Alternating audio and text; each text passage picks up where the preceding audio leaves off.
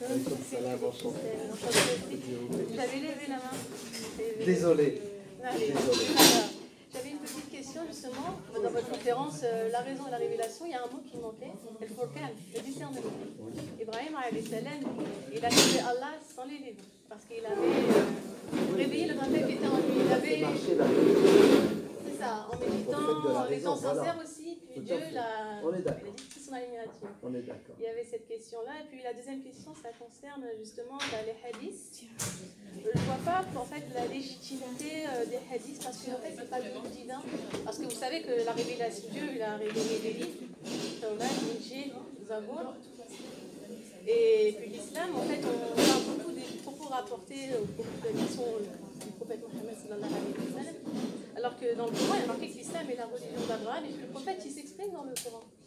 Donc moi ce que je ne comprends pas c'est qui a donné cette autorité en fait. C'est le Coran lui-même, puisque Dieu dit dans le Coran, le prophète qui vous interdit, abstenez-vous, vous ordonne de faire, faites-le. Donc on a des dizaines de versets du Coran où Dieu nous dit que vous devez m'adorer à travers le modèle et l'exemple du prophète. Ainsi, le prophète est la concrétisation de la religion. Le Coran sont des grands principes. Il y a quelques détails. Pour les décliner dans la réalité, le prophète les a mis en pratique parce qu'il était inspiré. Donc on ne peut pas adorer Dieu si on ne passe pas par le prophète. Vous savez que le livre il est minutieusement détaillé. Oui, mais les détails du livre ne sont pas les détails que tu penses. Ça veut dire qu'en gros le livre il n'est pas complet puisqu'on doit se référer à des autres propos. Le livre, Dieu dit nous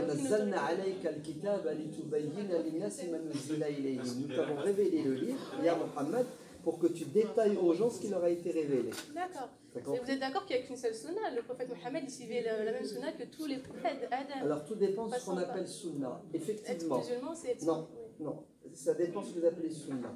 Oui, le prophète, alayhi salam, il était dans la sunna de tous les prophètes. C'est-à-dire, il y a des constantes chez tous les prophètes. Ouais. Tous les prophètes ont fait des mêmes choses. Alors, tous les prophètes se parfumaient. Tous les prophètes se brossaient les dents. Ouais, il y a des sunnahs qui reviennent chez tous les prophètes. La circoncision. Maintenant, le prophète Mohammed alayhi salam, va instaurer sa pratique de la religion.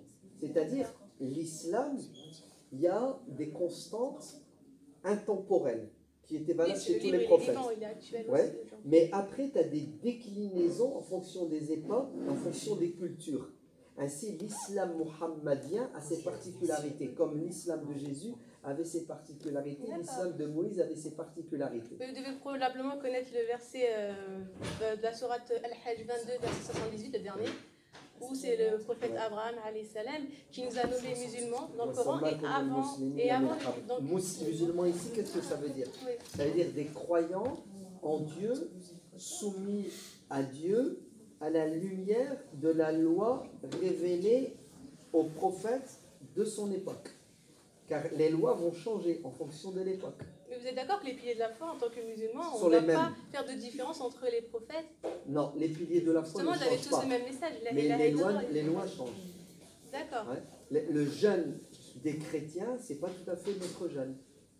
Ouais, le jeûne que Aïssa faisait, ce n'est pas tout à fait le même que le nôtre. Le jeûne en tant qu'institution existait, mais il y a des détails qui vont changer. Par exemple, avant, à l'époque d'Aïssa, quand il jeûnait, il ne devait pas boire, il ne devait pas manger, puis il ne devait pas parler. Bon, regarde. 40 jours aussi. T'as compris? Donc, nous, l'islam est venu avec le jeûne, mais allégé. On peut parler. Dieu nous demande de venir à une parole commune, et puis le Coran, c'est aussi leur livre, parce qu'il y a une partie du Coran. Ils n'en veulent pas, le Coran. C'est un condensé de la Torah et des évangiles. Vous êtes d'accord? On parle de Maryam, et Surah de Maryam. On parle de Zacharia, ça parle de Zacharie, de Yahya, Jean-Baptiste, ça parle des apôtres. Et Isa, alayhi salam, il s'exprime. Mais eux, ils n'en veulent pas. Il ne faut pas qu'ils disent 3, parce que Dieu est trop glorieux pour avoir. Non. Eux, ils disent 3, même 6, 8. C'est une histoire de business. Que Dieu nous guide tous sur le chemin de la réussite. Et juste la question d'un ami, il m'a dit, peut-être naïvement, combien il y a de sourates où il n'y a pas la basmala au début? Une seule. La sourate Tawbah. Il m'a dit, alors pourquoi quand je vais à la mosquée, il n'y a jamais le premier verset de la sourate Fatiha? Parce que les savants sont divergents sur le fait que, est-ce que la basmala est une partie de la sourate ou non? Certains disent oui, la basmala c'est une partie de la sourate sauf pour Tawbah, elle n'existe pas. D'autres disent non, la basmala c'est un verset à part qu'il y a au début de chaque sourate. Donc tu récites la sourate sans la basmala, ça marche. La Fatiha c'est bien le premier.